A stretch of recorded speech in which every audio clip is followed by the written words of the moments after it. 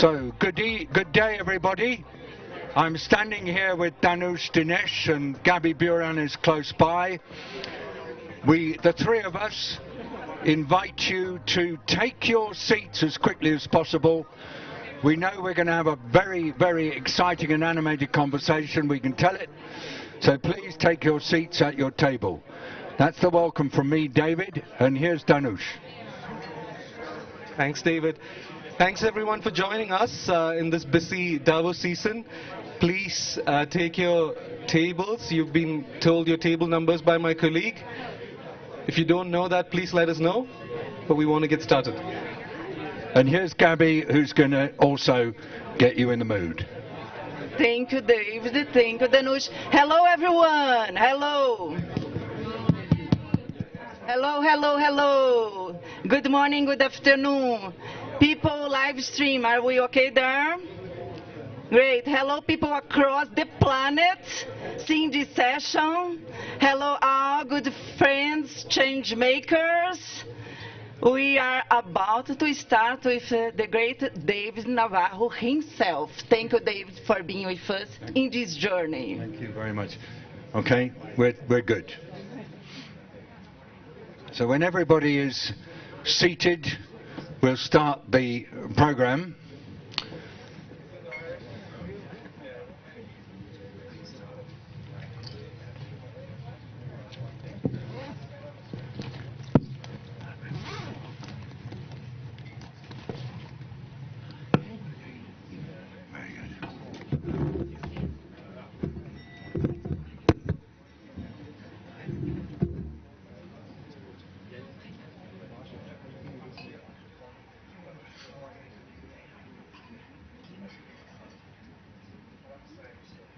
Please make your way in.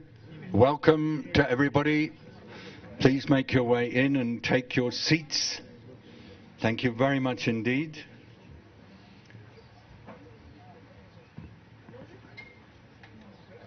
It was in the 1970s, after 2 years of famine in Bangladesh, that there was a complete reorganization of how the world is handling food. And that was the time when, at a World Food Summit in Rome, it was 1974, there was a declaration produced that said nobody should have to live a life of hunger and malnutrition.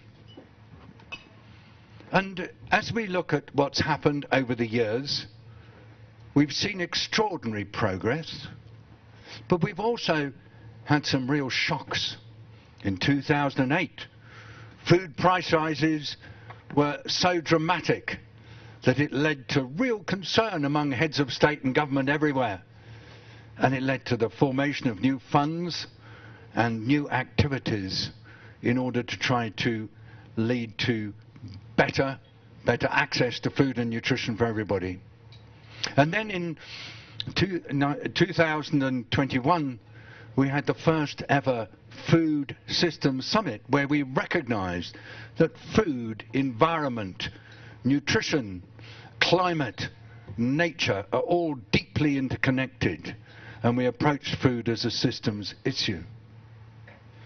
But unfortunately, the storm clouds have gathered yet again. And during the last 2 years, as a result of a combination of climate change, the increased cost of living, especially for poor people, conflicts, and the sequelae of COVID, once again, numbers of people experiencing food insecurity and malnutrition are on the rise.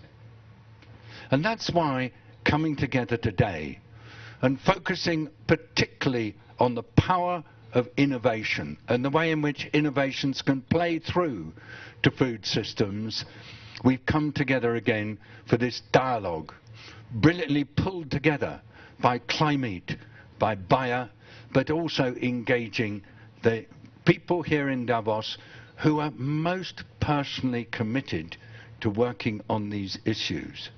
This is not going to be a lunch where we just talk about what each other is doing and show off about our lovely programs.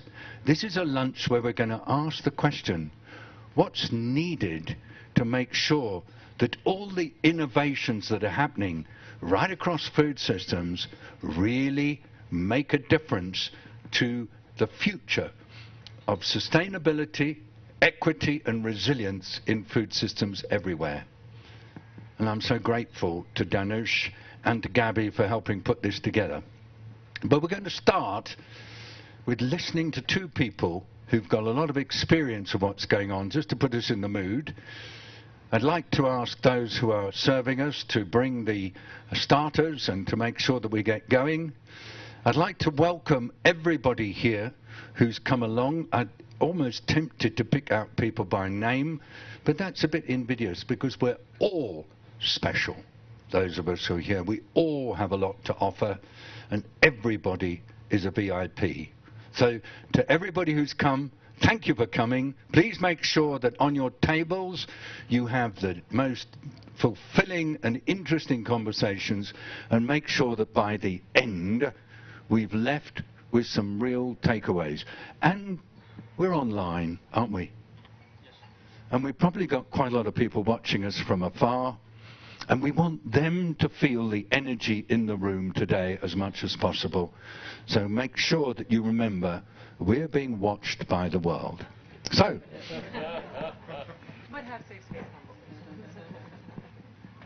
yeah.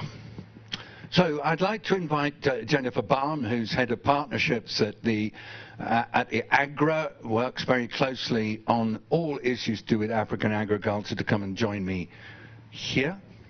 I'd like to invite Arnaud Pesch-Dalesac to come and join me here. Arnaud is president of the World Farmers Organization, and I'm going to sit in between them. Okay, I'll let you be. He says that you should sit together. So, Arnaud, you go there. And I'm going to ask both of them to talk a little bit about innovation in agriculture and food systems. I'm going to start with Arnaud. Arnaud, you are working with farmers, and farmers everywhere often feel that they just don't get the attention they deserve from society, from business, from government. And at the same time, there's so much innovation underway. I'm going to invite you to share your experience and the experience of your organization on how to make sure that innovation, when it happens, is in the interests of farmers. Thank you, David. I am farmer in France, in Normandy, and I represent the World Farmers Organization. I'm the chairman of this organization. We represent 80 organizations in 55 countries.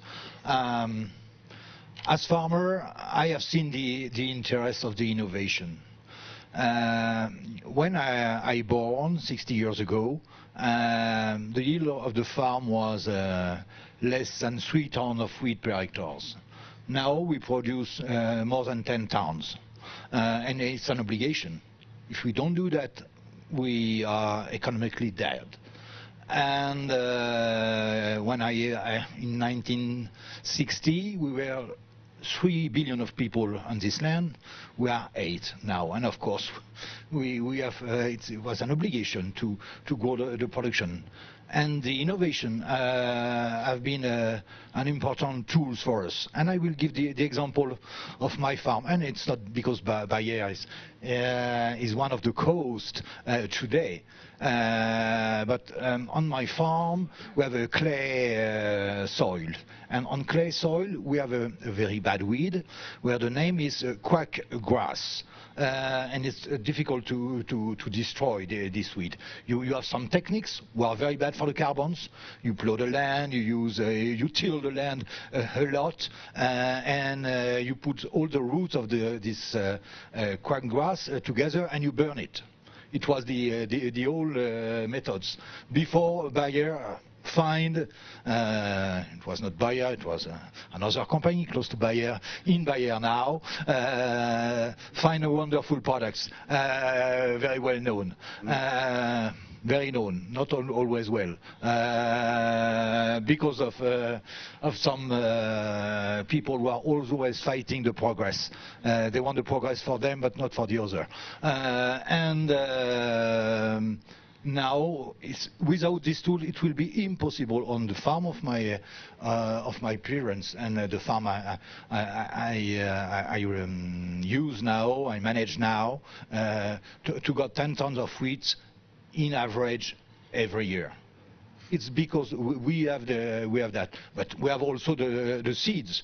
If I use the seeds, the name of the seed, when the varieties we have had 50 years ago, I will reach maybe 6 tons, but not 10 tons. All the input we have had are better and better, and we know more and more about that. I don't want to say more than that, David. I know that you like to take the floor. No, but I want to now really push you a bit and ask you and Jennifer to comment a bit about the conditions under which innovation works. And I understand the relationship that you had and the importance, but what was it about both the innovation and the company that makes it possible for this to happen, and the kind of partnership that farmers have in order to get that innovation put into practice? Is there any little observation you'd like to share on that? Because that's what we'd like to dig into today. It's important to have the right advice. The first contact of the farmer, it's the guy who sell you your input. Your fertilizer, the seed, and the plant products protection you need to get the right yield, and it's the first sources of information.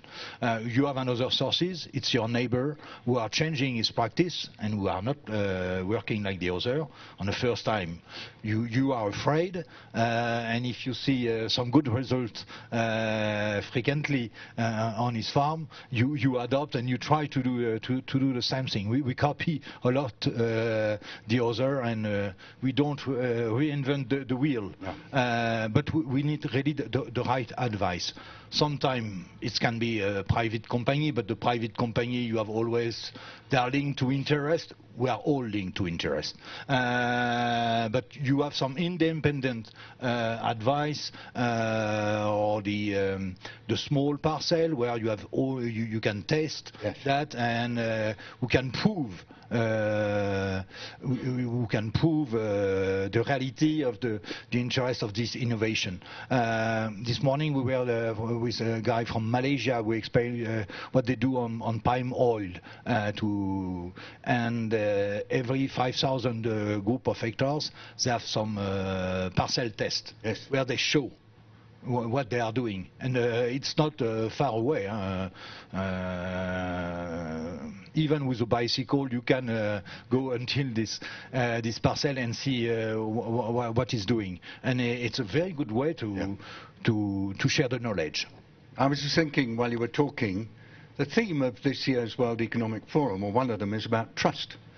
And the way you're describing it, the farmer has to be able to trust the provider of the innovation. If it's something that's not going to be any good, then that won't be taken on. So I'm really, really grateful to you for sharing that. We'll come back in a second, because I'd like to go now to Jennifer.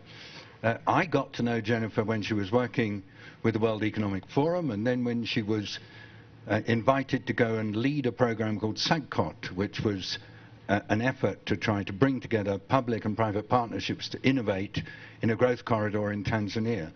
And I'd love it if you could share what you've learned from this experience and other experiences about how innovation takes root in farming in Tanzania, where you did this work, and other places. Thank you for that, David. A very interesting question. After my work in SAGOD, I moved to Nairobi to work with AGRA, an institution that was really established out of the burning need to bring innovation, a green revolution to African farmers. So this is really at the heart of our existence and building on that experience. And it's quite interesting. Major learning and takeaway is that the technologies are there, we do know it, but it's the business model that we leverage to deliver it to farmers that makes sure that the technology is available, that it's accessible, so that there's also training and they know what to do, that it's affordable, and we also now have to add that it's sustainable and helps build resilience. That is a complexity in terms of the infrastructure and the ecosystem improvement that needs to be built around farmers to ensure that all of that is available. So the question is then, how do we do it, right? I think first and foremost, learning from almost 15 years of engaging in this space and coming to Davos and discussing that, first and foremost, partners are farmers, or also private sector who put their own capital and resources at risk. And we need to treat them as such and engage with them as such as equal partners. That means that looking at also not just what can we do to increase productivity, but also look at income and risk mitigation and risk sharing models becomes very critical. I would say secondly also, David, acknowledging and embracing the complexity of the ecosystem and sometimes the lack of resources that our farmers are dealing with. So for example, how do we close that last mile delivery? We have to build a type of partnerships who look at that. And for example, with Bayer, we're in the Farm to Market Alliance to build a pre-competitive space where we are trying to bridging that gap of the last mile. I would also say there are a couple of other things that are really critical that we don't always take into account when talking about the last mile. Number one, we do have to talk about finance. That is part of the accessibility as well, and come up with innovative finance mechanisms. Secondly also, the hidden middle. Critical in the ecosystem of farmers are agripreneurs, agro-dealers, village-based advisors, that last mile towards delivering also knowledge to farmers. Lastly, there are a couple more learnings, but what we do here, and sometimes there's skepticism and criticism in terms of we convene in Davos and how does that translate to the ground. The leadership commitment that as corporate leaders, but also multilaterals and other institutions that we make to build partnerships is critical. But go back next week to your offices and make sure that it's reflected and that you trickle it down all the way to the field, whether it's in terms of KPIs, whether it's in terms of the instructions and the guidance, and really managing that hierarchy down all the way to the field. That is my ask to you. So there we have Jennifer sharing some of her experience. Now, Arno, when you hear this, does it equate with your experience working with your farmers around the world, this importance of a really strong ecosystem of support, the last mile delivery, the need for leadership to actually penetrate right down to the people who work at the local level with the small and medium enterprises, and perhaps most important, the need for pre-competitive action, so that it's not just one company versus another company, for getting these innovations to take root at the farm level? Of course, you need to have a local stability.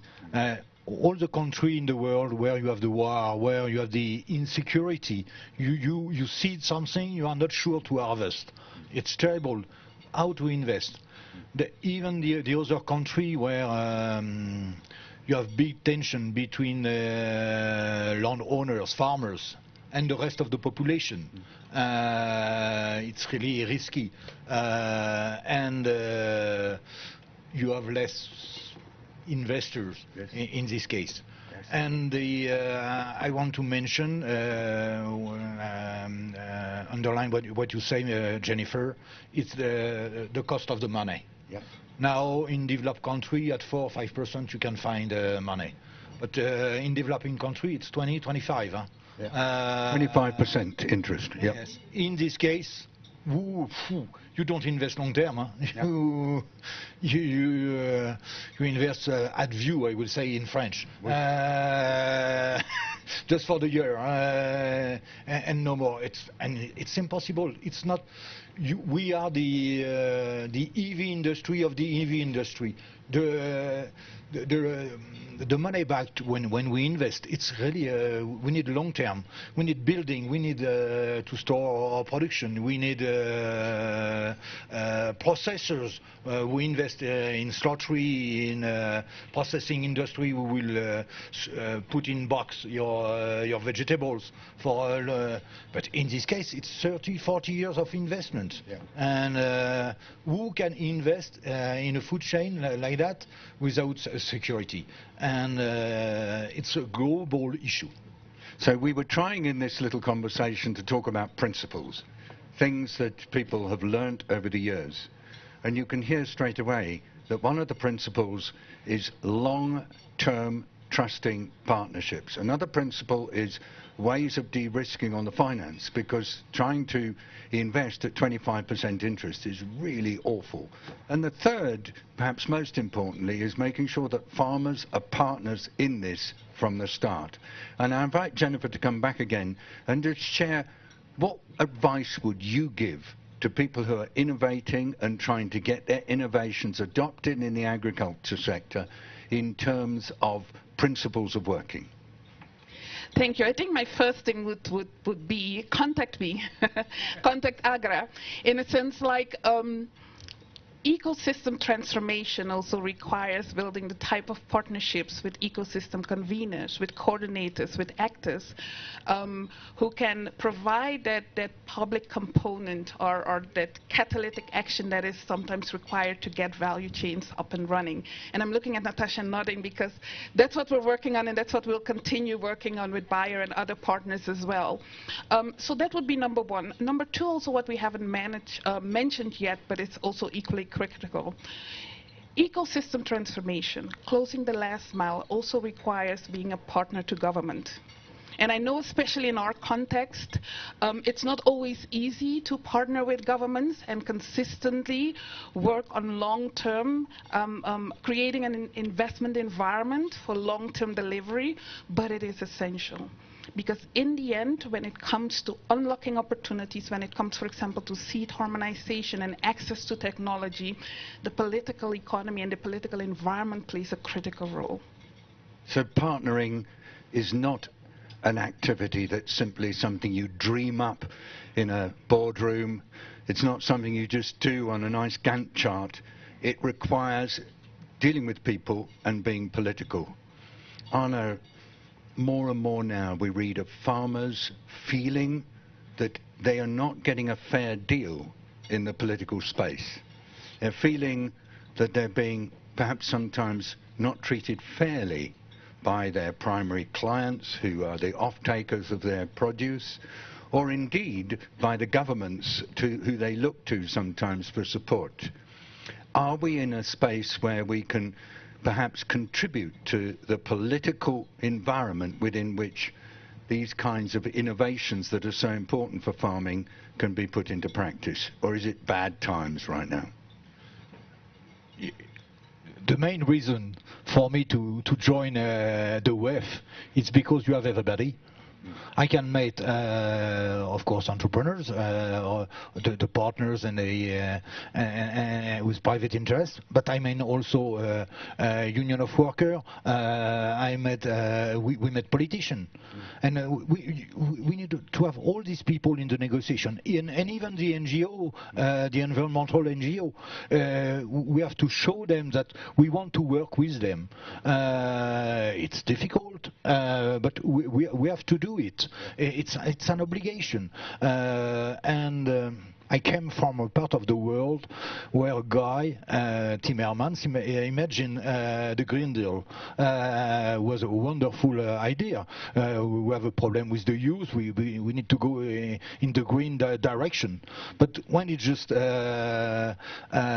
imagined by an administration and not enough co-built with the guy who have the solution, it's impossible. And the example of the the regulation on plant protection products, the sewer regulation, who have been abandoned by the Parliament, European Parliament, show that if you go too far, too quickly, at the end you have nothing. And that's important to co-build with the other. And I will use an English expression I learned yesterday. I have the impression that sometimes some people have the brake of a Rolls-Royce and the engine of a lawnmower.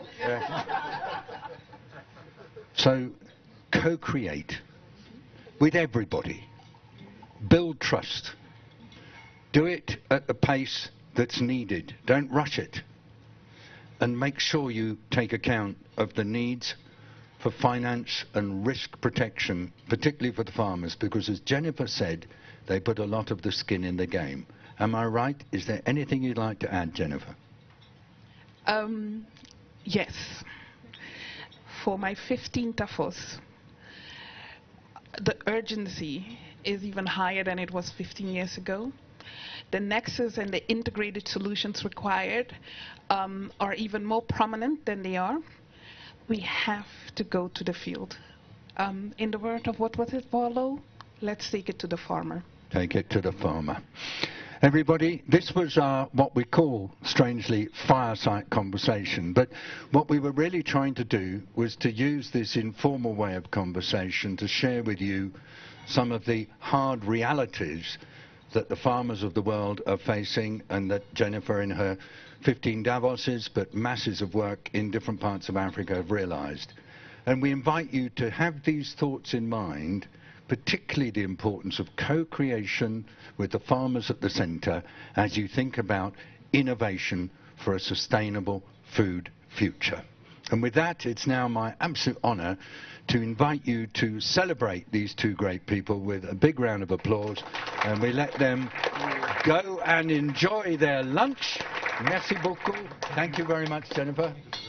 And we continue the show, for it is a show, by inviting Danush Dinesh, who is the climate catalyst. He's got lots of other roles, but most importantly, he's a lovely person who founded this new organization called Climate, who are the co-sponsors of today.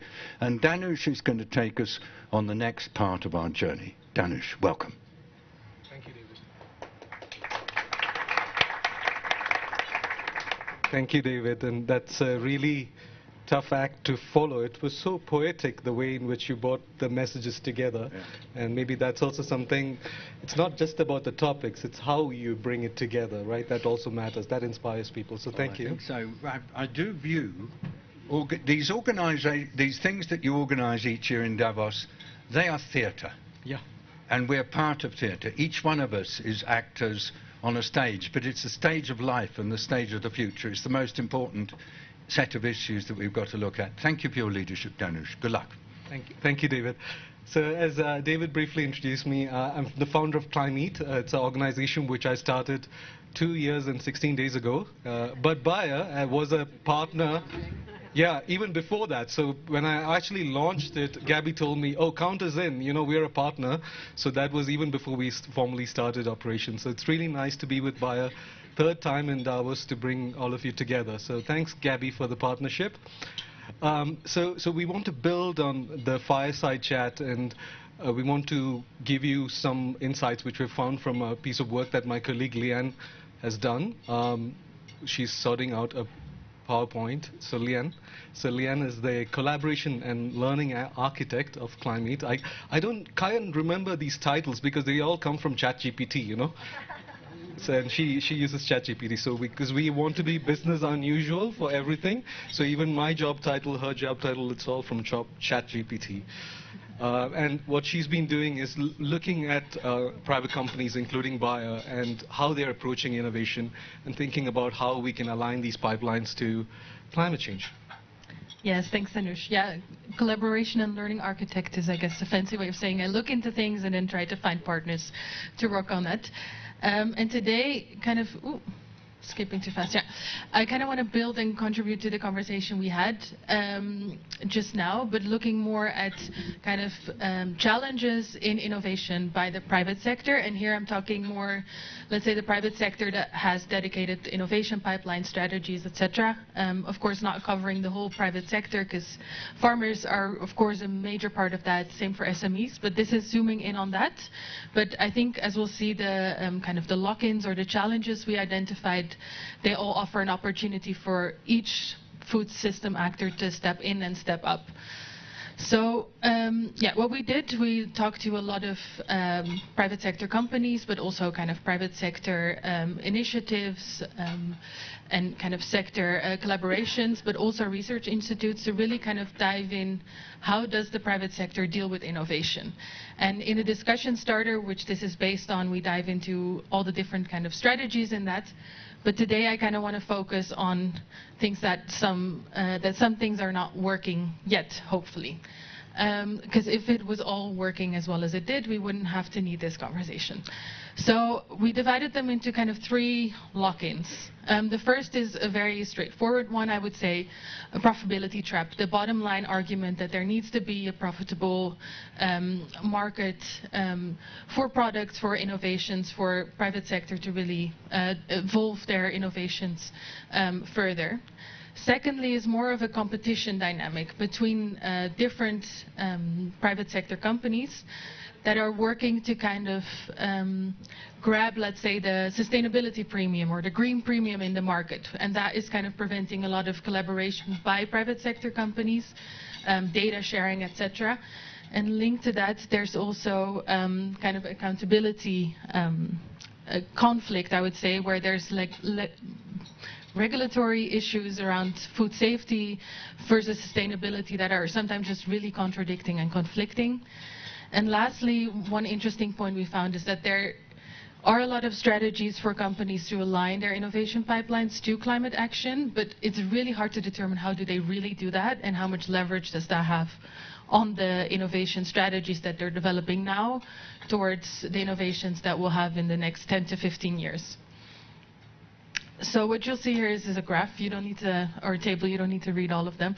But basically, these are 8 avenues in which we see that we could start to unlock a couple of these lock-ins. I'm going to pull out a few, and some have already been highlighted by the previous speakers.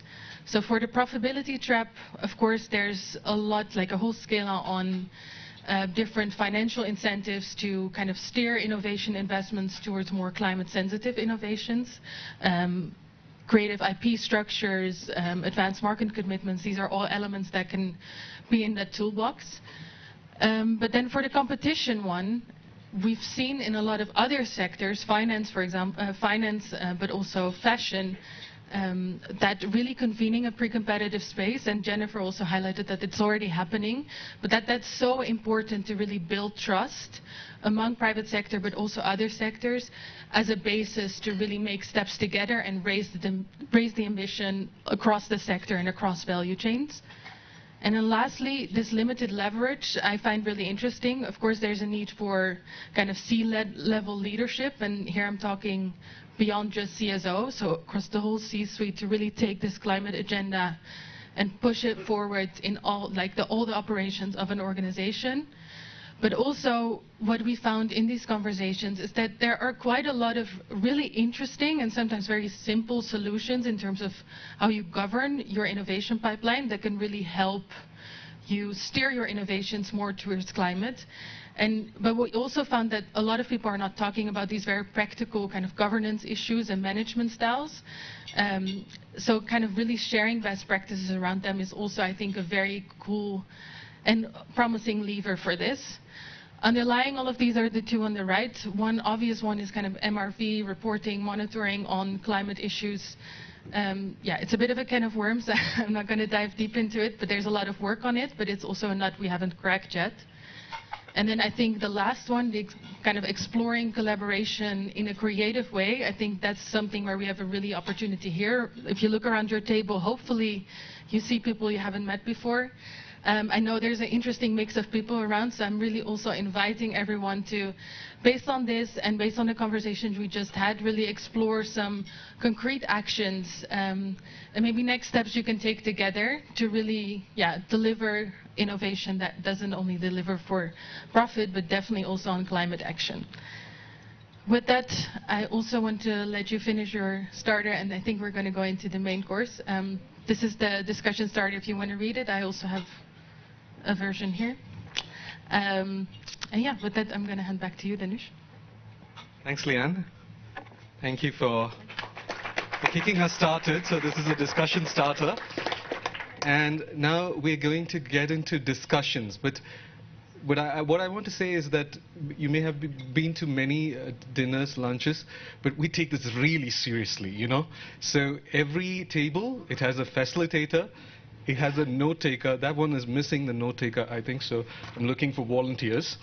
And everybody gets a form. We have to fill it. It's serious because there will be a report made after this. And we've been doing, together with Gabby, since 2021, these dialogues, and we've been compiling the information very carefully. We have a fantastic partner, Alice Congold, who's been writing up these reports, and they've come out in the latest book by Alice Congold, which Gabby's going to show now. So can you see it? And who gets this copy, Gabby? It's only one. Yes, the book is called A Better World. What's really very related to each one here in this room and to our journey too. Then we were thinking how to make this book to each one of you. Then we'll be asking a representation of you all, and later we'll send the link. But now for this representation, we will invite our supporter, Rodrigo Santos, who has been since the beginning also supporting this process, to receive the book together with Dave Navarro. Where is Dave? Here. Okay.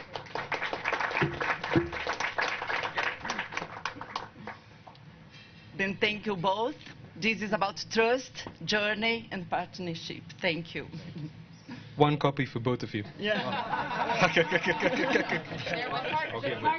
Partnership. Should be with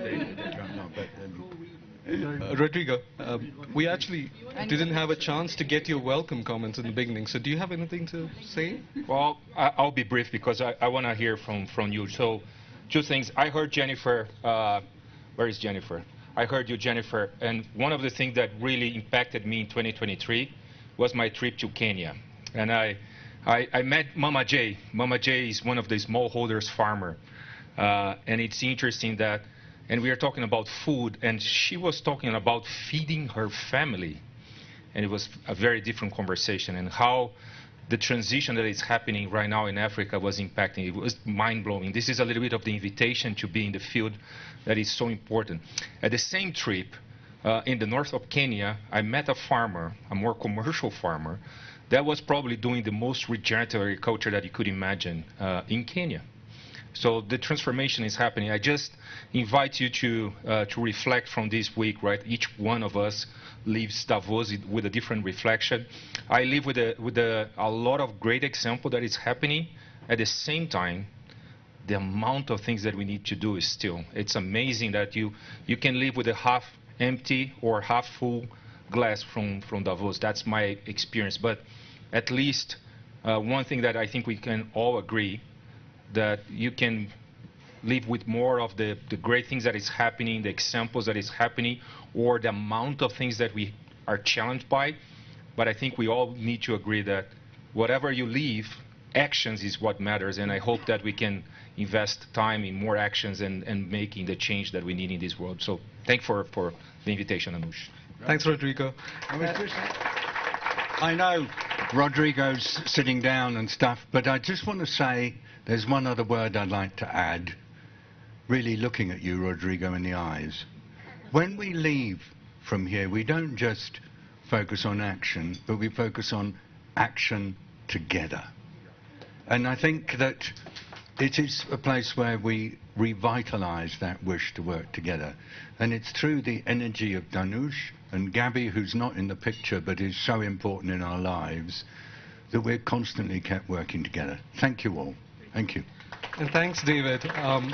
I remember you talking about food systems dialogue. I think it was around 2019 or 20, like first time.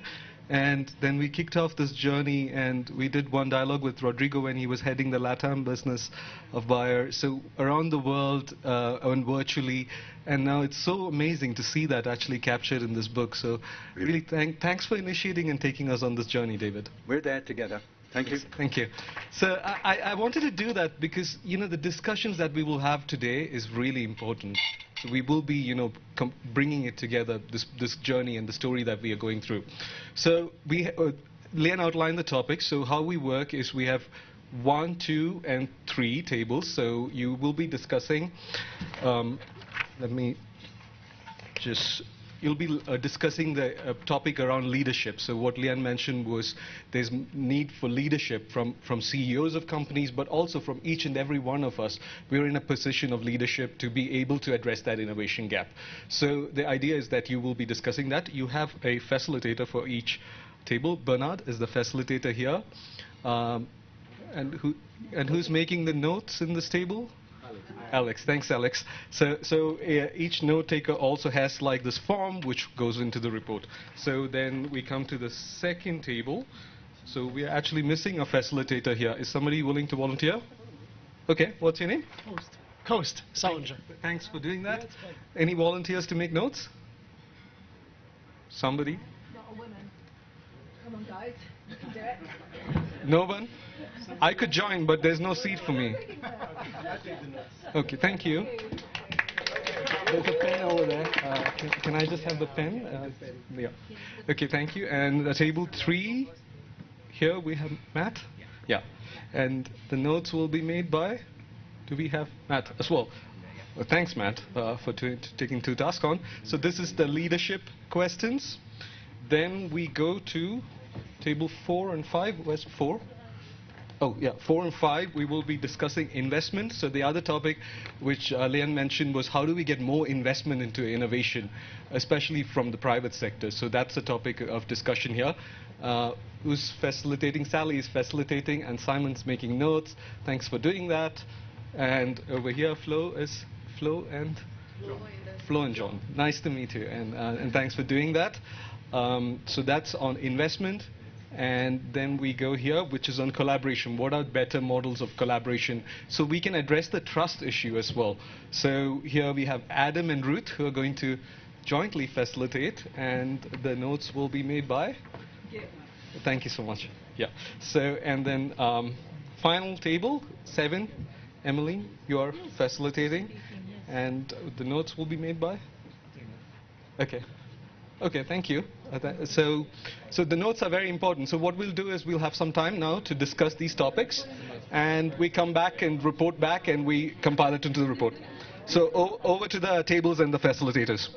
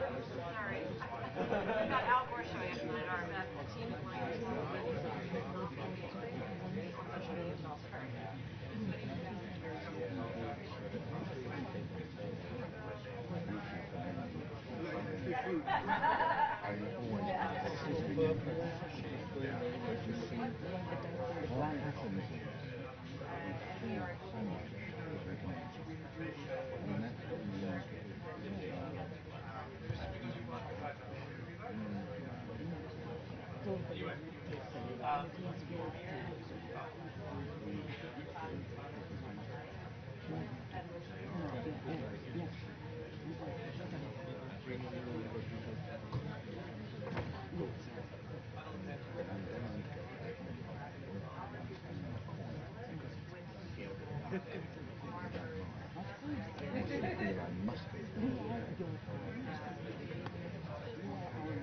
also going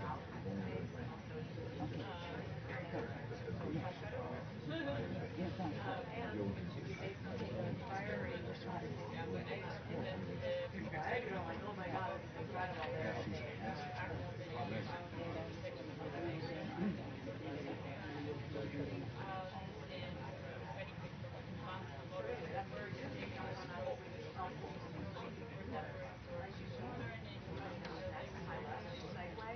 I had one of the most costly connections was Steve at the top, and she said, "Oh my, can you contact me?" Because we had talked about partnering up.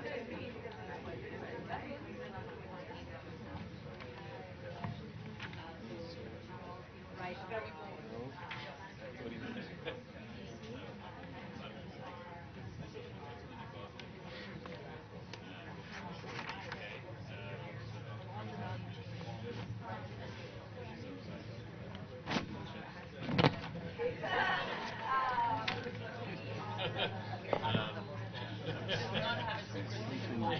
magic of working with you and Gabby. It is absolutely unbeatable.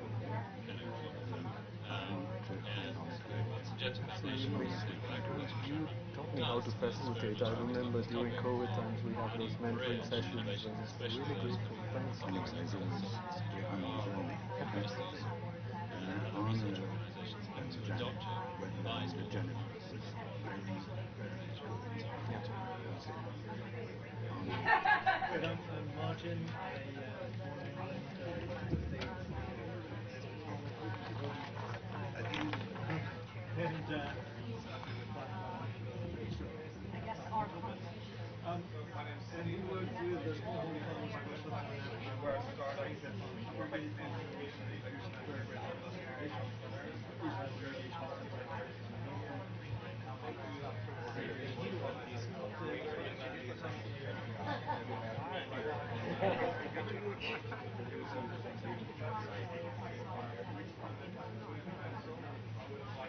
Can you make the decision that I was supposed to work with?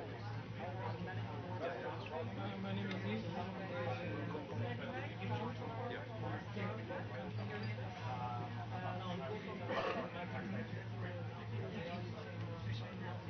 From Rwanda, live in Geneva.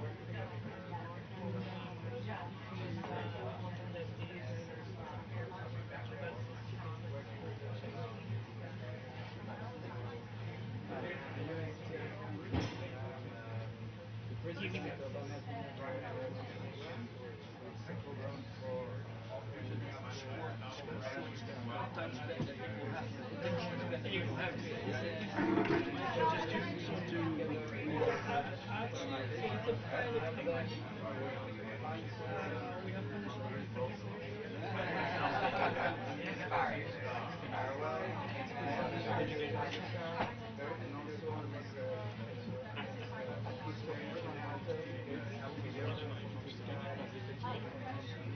the day job so I also decide then the afternoon or evening job is I make only for my mom and dad, and then I'm ready once a week or startup trying to make consumers more environmentally friendly in the checkout. So when you go to the shops, you buy your products,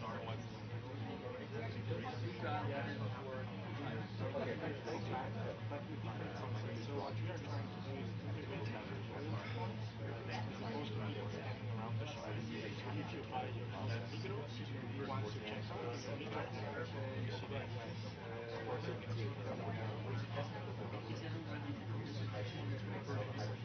building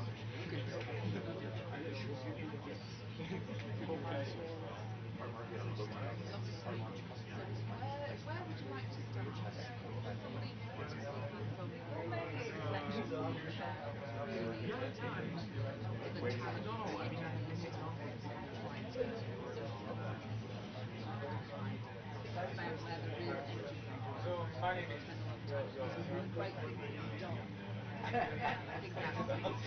Alexandre, I work with Dennis.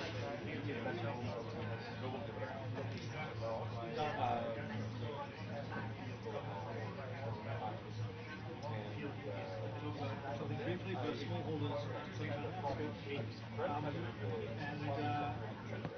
The challenge is we don't have a lot of patience. We do, so we have to split them into smallholders and extension work really doesn't work. So you need a private sector extension work to extend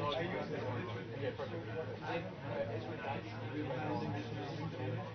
And the main driver of the is actually the owner of the school who has the responsibility of how to farm, teach them how to irrigate. And then when those farmers are able to, we do believe that we should also get permission from the state board for those farmers to use the and then in the rainy season, the leadership helps you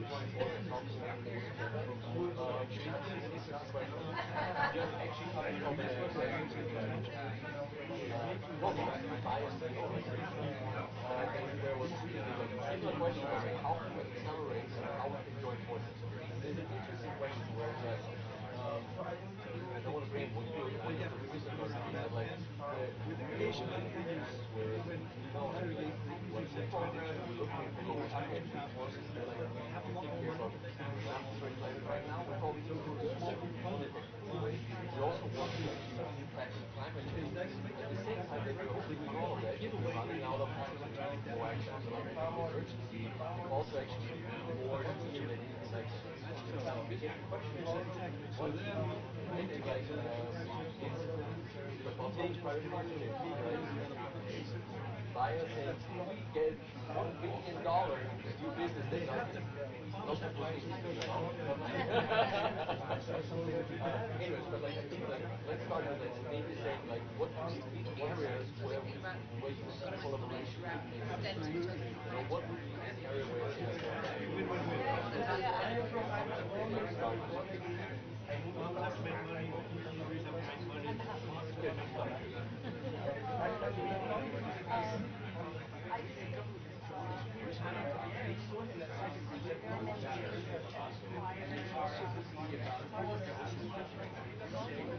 That's the disconnect between the leadership and what the people that's why we strengthen I love that everybody should share. I love that.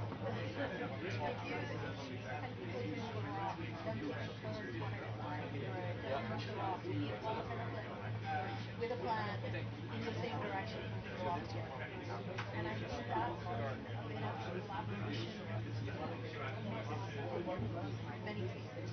That you look at agriculture values something, but they don't know what the next one is going to do. They're actually trying to see the farmer. They don't have this feedback from the farmer.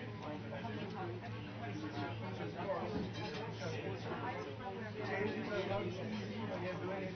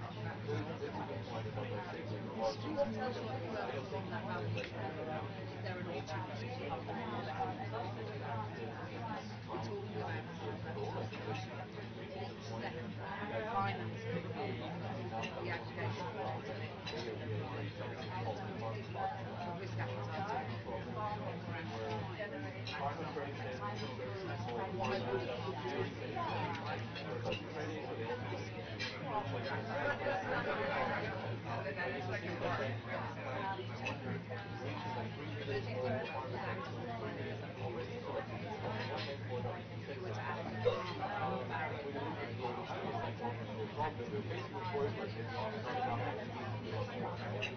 So I really think that the technical solution is not really smart like AI. I guess my question is like, how is it going to A lot of education has to happen.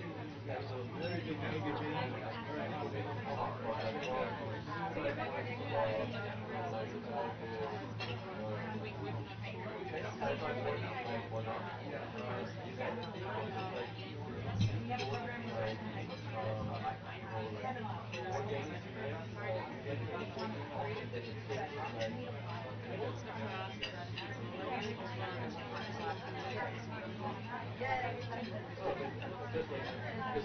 one part of automation, so like I'd love to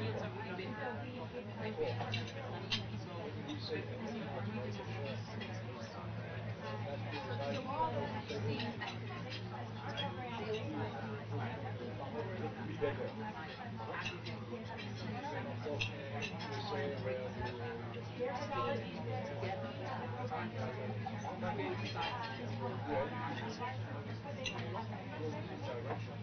The other people who are been here, the buyers, still buying from small companies. There's a very big incentive for us to sell. So for example, we have a partnership with the federal business turnaround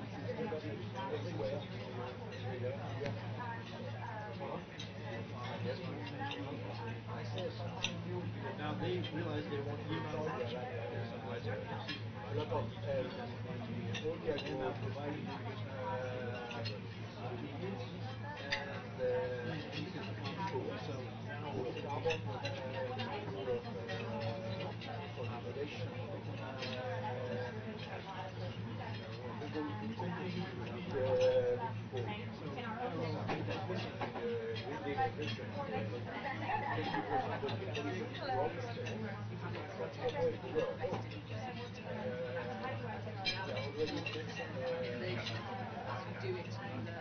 how to soil at the same time. You're sure the clay soil you don't do what you do on the sandy soil.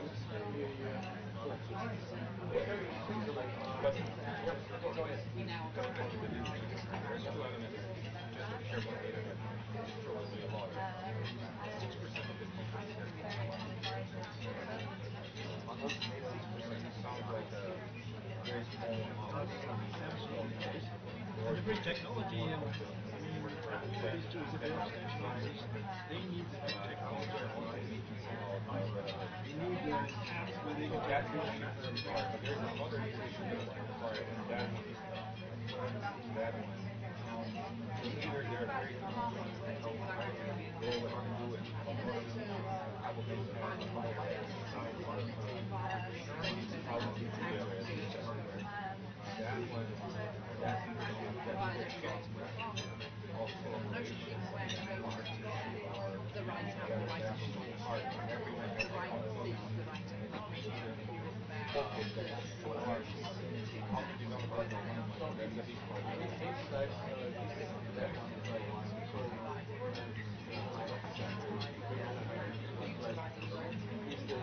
What is the solution to that problem? Like negotiating like how to work together, is it that you need more initiatives with commitments with the business, or is it that because like this is like innovation generally like you have two options, either to innovate and innovate before, right? Ultimately you want to go, but the question is like, so to a certain extent, like from our side, someone this is like innovation starting right, like maybe not yet before. But the question is, if you really want to transform the platform, you really want to be part of the formation. Now the question is like, there's already countries with companies. I mean, we also have a working program, so it's like similar in terms of but I don't know, maybe it's possible what to do. Like, what are your thoughts? I agree. That's most of the research which are there's an array of these problems. The key word is not being involved is quantum, which is using those raw stage agents to understand the integrated data set of components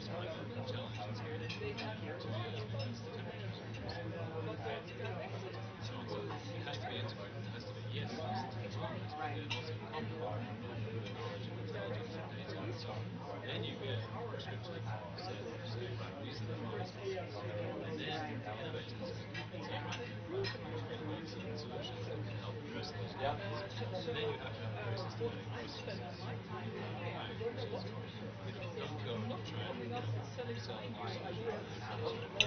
Test it, try it, let it work on this particular. Have many farmers who are saying, I can see my farmer using this technology. Others come back and say, did you build the business model? Made it the IPO, whether it's a startup, whether it's a private equity or some other combination. And then you have transformative.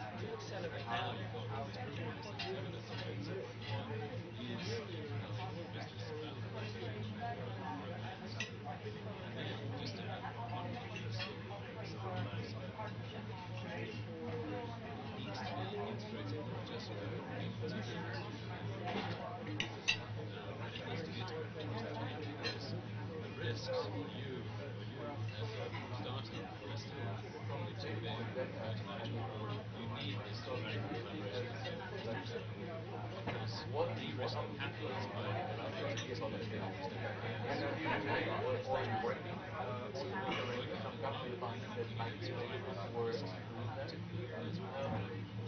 particular system. So it's not just about the money finance, it's not about money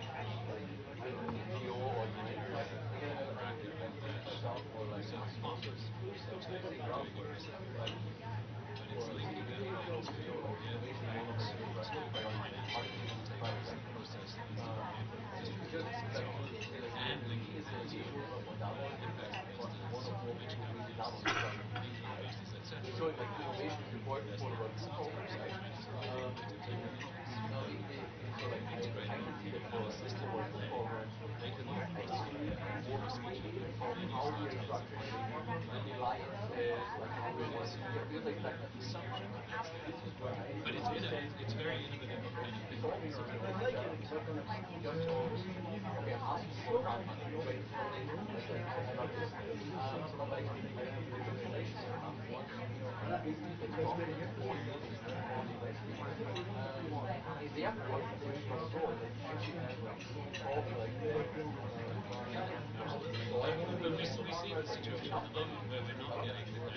kind of adoption of innovations at these scales.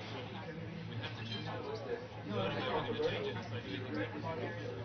No, I agree. I mean, I love the vision of what the other place however, it has to be separated. You know, one of the things we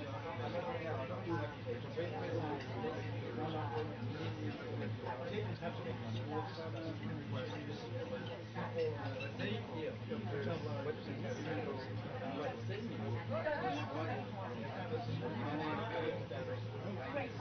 the other data is probably so we say, well, they can have this, but they're going to have a bounce. I've never seen the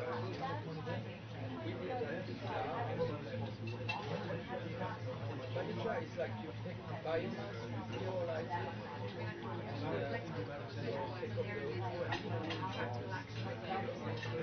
take off the first thing is a carbon removal.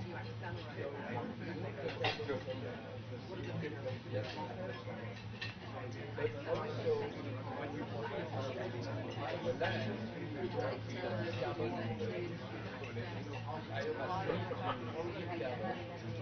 the shape of the so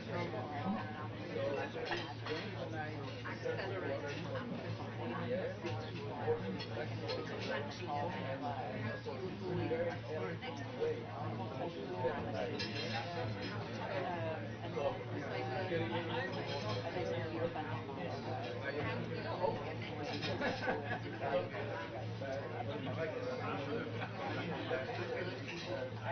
Is only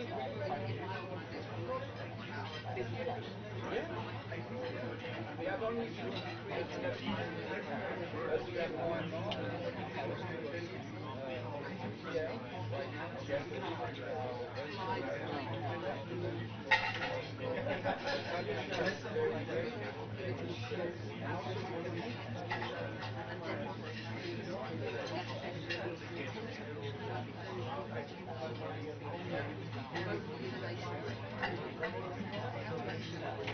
we can sell,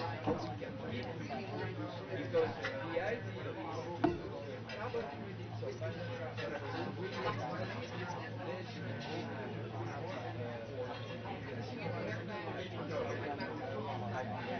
Unless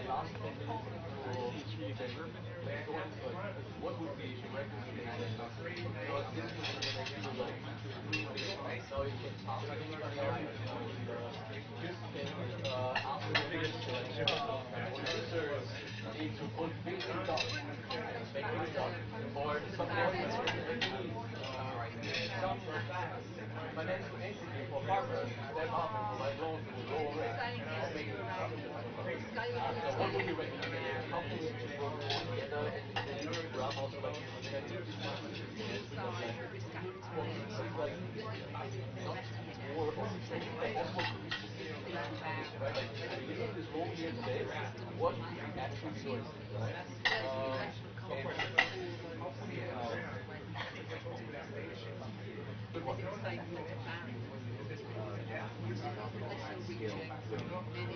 many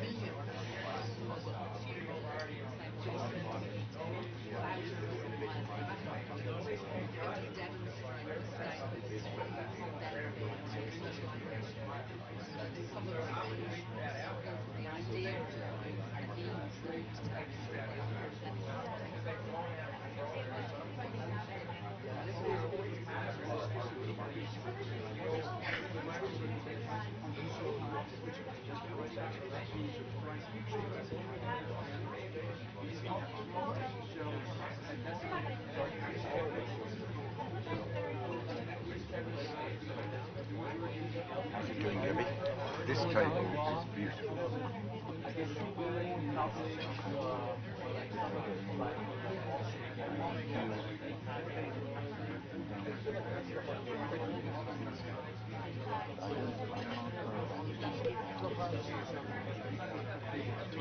Okay, this side of the field. Thank you for a wonderful discussion. Not yet asked your name, so I will try to give you a thank you. Down next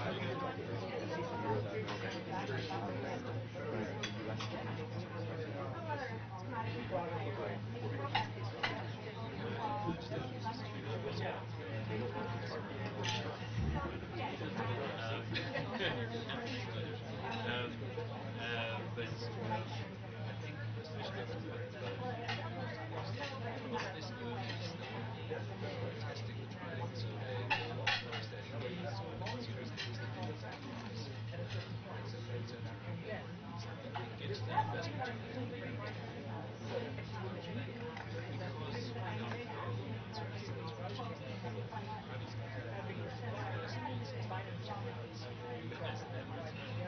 Don't invest because they say, well, we don't know.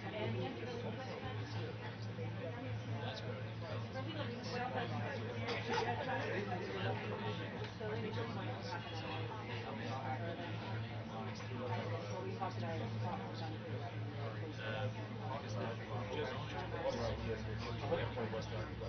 and that's a big need. So also the institutional instead of coming out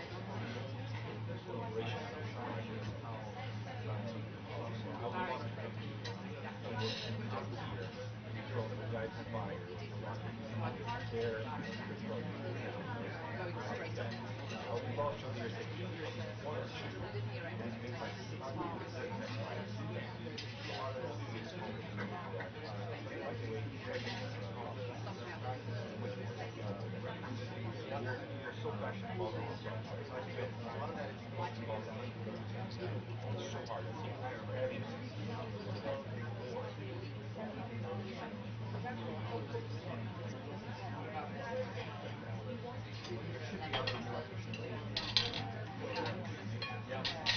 But it has to be voluntary because if you just do it you encourage them to invest in the local SMEs, then you just don't know. And you don't have a this is again keep the system integration simple. I totally agree with you. But the system integration So what would you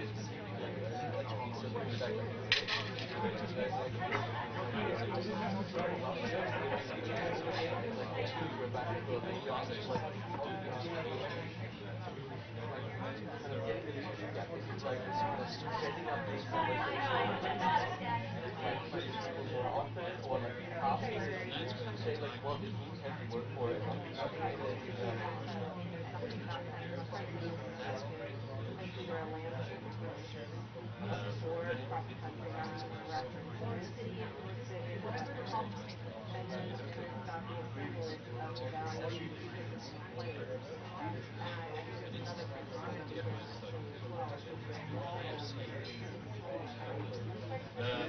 Now has its upstream.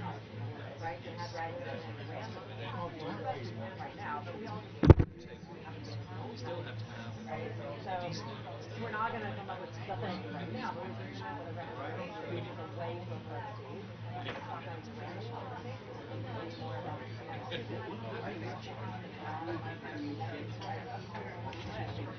So I just want to understand that other trustees will talk about our requirements. Right? And the culture is coming down when you're having a conversation, you're exactly going to try to come up with things that you need to have a very challenging conversation.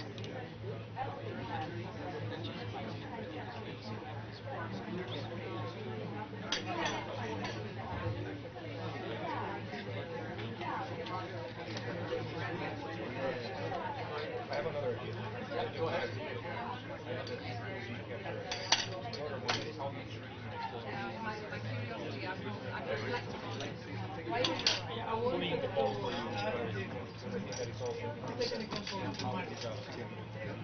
So maybe I'll ask for the video and come to you. Not the random. We volunteer to make fun of them.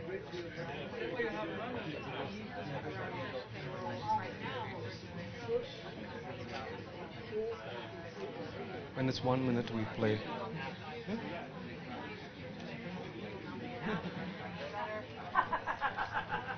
Thanks, Simon. Thanks, Simon. Thank you. Thank you. Thank you. So we are nearly at the end of time. So if you could please conclude the conversations.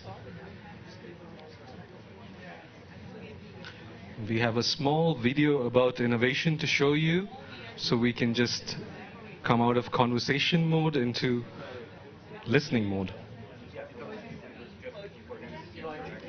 Can you put the video?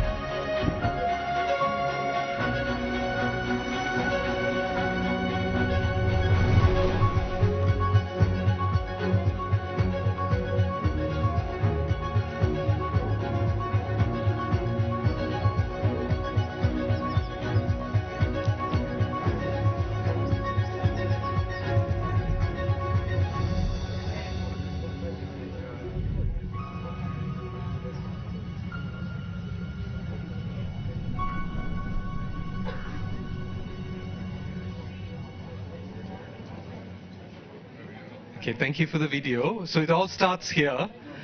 So we've seen innovation in all sizes and forms. But before we go to the report back, I want to come to you, David. You gave us some guidelines on discussions. You said we should be promoting individual projects and programs. We should be talking to each other. Yeah. What are your reflections? What have you heard? Well, I was so inspired by what I was watching happening around the room. As a person who's curated a lot of dialogues, the thing I'm always looking for is, are people leaning forward? And yes, in each table you were leaning forward. Secondly, is everybody getting a chance to contribute? I got a feeling there was pretty inclusive conversation. Thirdly, are they learning things that they've not known before? And I've got a sense that there's been some real learning going on today. So far, from my feeling, Danush, this has been a fun dialogue, but a constructive one. Let's hear now as we hear back from people. Over to you again. Thanks, David. So let's start from table number 7. So I'm coming to you on collaboration. So what were you discussing, and what are the concrete actions you identified? Ethan. Hi there, Ethan Soloviev from How Good. We had a discussion focused on collaboration and what drives collaboration around the world, throughout the industry. And there's 3 key spectrums that we discussed that you need to have an awareness of or understanding of in order to drive collaboration. One of them has to do with what scale you're collaborating, from the very high multilateral international collaboration and then all the way down to the individual smallholder farmer, small scale around the world. So depending on where you are and if you're trying to collaborate across those or just at one level, you need to know that, name that, and work on that together. The other realm that can help push collaboration is understanding where you are on a spectrum between open collaboration and open sharing of data information to proprietary. It's not that one is better or worse than the other, but it's useful to know, how do we engage? Should we do some open but keep some proprietary? And then the third is looking at the spectrum between basically global harmonization and understanding of data and information sharing in order to facilitate collaboration, but then also realizing that agriculture and regenerative agriculture has to be very, very context specific and connected to the individual conditions in each place. The summary, we didn't quite get to super concrete actions, but the principles or recommendations that we were getting to is that for collaboration, it's important to start with a clear, positive image of the outcomes that everyone can align around and head towards. And then the other thing that kept surfacing was market demand. If we can align collaborations around market demand and market conditions, we'll get a lot more done moving towards positive, profitable outcomes for investment. Thanks, Ethan. I think that was really excellent. I mean, you've added something to the conversation, and that will be coming into our report and follow-ups as well. Thank you. Thanks to you. So, this table 6 on collaboration. Yeah, so good afternoon now. Gerard Boss from the Global Commons Alliance, and as I said, I'm a tourist in the food system, but that's why it's sometimes interesting to give an external perspective. We had an extremely rich discussions, and we started with the role of philanthropy. Is there philanthropy that has a specific role to help on these collaborations? But very quickly we turned into the importance of building trust, and trust being a key word. But then unpacking that a little bit is to say, well, building trust is really about investing time and understanding on the intent. And of course we are in the intent, which makes a lot of sense then. And also having a lot of strategic alignment. And during that strategic alignment, it's also to look at, hey, what partners and what others themes or elements need to be put into that collaboration and partnerships. And then you probably get a chance to have a trust on the delivery, and then probably goes then to the market demand. What we also noticed is that companies, because they've been pushed on their target setting, on their goals and more transparency, they are actually going much more into these collaborations and partnerships. And it's not just for sharing information, it's also for learning, for co-creation and co-leadership. So we have some very tangible recommendations for Monday, when you all go back. Invest in building trust, so the intent and the strategic alignment of your partnerships. Try to institutionalize partnerships also within your organizations. Yara is one of the companies who was cited as one that has done that and pioneered that over the years. Make sure your C-level board away days are in the field. Echoing what Rodrigo said earlier, once you're in the field and you have these experiences, then it is changing probably the way that the C-suite will also drive some of the change. And then continue to engage with outside stakeholders in better understanding and learning what the food challenges are or the sustainable food solutions are, because they are not well understood. And basically the ecosystems around this world needs to be educated a bit more, including the financial world. I mean, excellent. I mean, the depth and quality of discussion. I'm not going to comment on the feedback. I'll leave that to you, David and Rodrigo, later. Here on investment. John. Hi. Well, we were definitely all leaning in, and I'm so pleased to see so many business cards have been exchanged. I think there's going to be definitely some action together coming out from this group. We have a number of social impact investors on our table, and I think it was really interesting to hear that they can play a critical role, because often they are looking broader than just financial returns. And that led into a discussion that actually that is the way that all funding is going to go, because thanks to increasing awareness of ESG and the acceptance that we have to look beyond and now reporting beyond your own impact and the impacts across your value chain, that actually that will actually help and support some of these longer term issues. We had a lovely discussion around the fact that innovation doesn't just have to happen on the farm.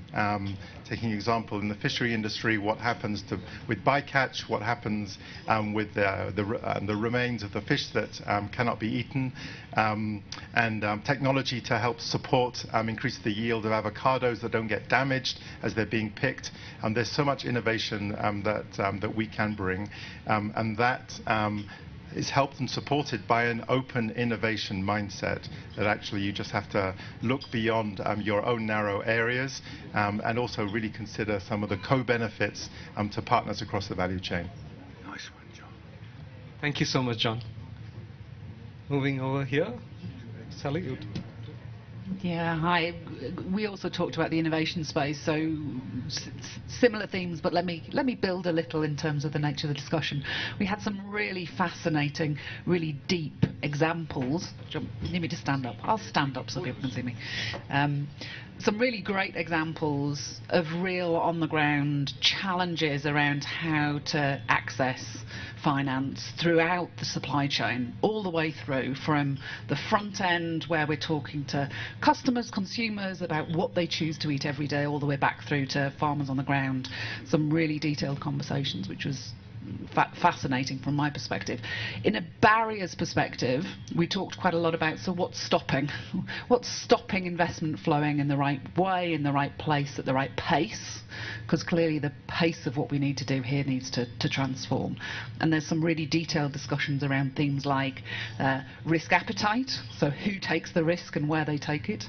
A lot of discussion around the size of the deal, so how big a deal actually needs to be to attract the kind of investment for returns, and there being some disparity between what the deal size might be desired to be and what the reality on the ground might be pre-transformational structures being in place. We talked, I think, a lot, and the piece I was really interested in was where we see those big opportunities in different parts of the system. So the difference between when you've got a solution in a very specific supply chain and how you access finance at the farmer or the aggregator level or the seed supplier level, and how you might make that even more efficient and attractive from an investment perspective through connection. So individual lines of supply chain versus systems transformation, and genuinely being able to see and understand which part of that you're in. So are you trying to get finance because you're a certain player within that? And do you know who to go to? How do you know who to go to for investment? Are you going to the right person? Are you going to a philanthropic fund who might be able to take a different view and perspective of how to access finance for it? I think that's a reasonable summary of some of the themes that came out. Thank you, Sally. And we are now racing against time. We have 15 minutes, so 5 minutes for the remaining 3 tables. Because we have an important activity, don't leave, because we need to make a group photo with all of us before we leave. So here is on leadership, and you told me the most inspiring thing I heard today. Can you remind me?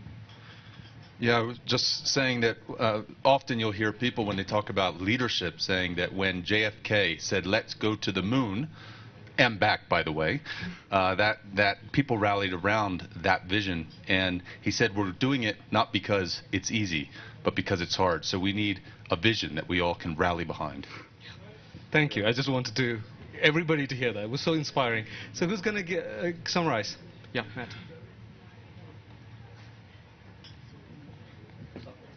So we had a fantastic discussion as well, all around the topic of leadership. And no surprise, therefore, that JFK was coming up with that brilliant anecdote, Greg. Thank you. So discussion points, where do we really end up? Well, we ended up on this frustration, or we started with this frustration of inaction. We know roughly what is good, and we know roughly what is bad, but we are not taking the action that we need. So from a leadership point of view, it's about that mindset shift to an action-orientated leadership. As Kai said, just go. Just do it. And that involves one of our solutions later, which is to do with failure. That conversation was really about CEOs and the senior leadership, the C-suite, taking action and embracing that disruptive attitude. But there's also a role for public sector leadership. It's not leadership purely from business, and therefore that brings up the collaboration that Table 6 and 7 were discussing. And then lastly, there's that theme that Danush, you raised, which is every employee has the potential to be a leader or can be a leader. And we actually decided to rephrase that, given the theme of today. In some cases, some people don't necessarily want to take on the responsibility of leadership, but every employee can and does have the potential to be an innovator.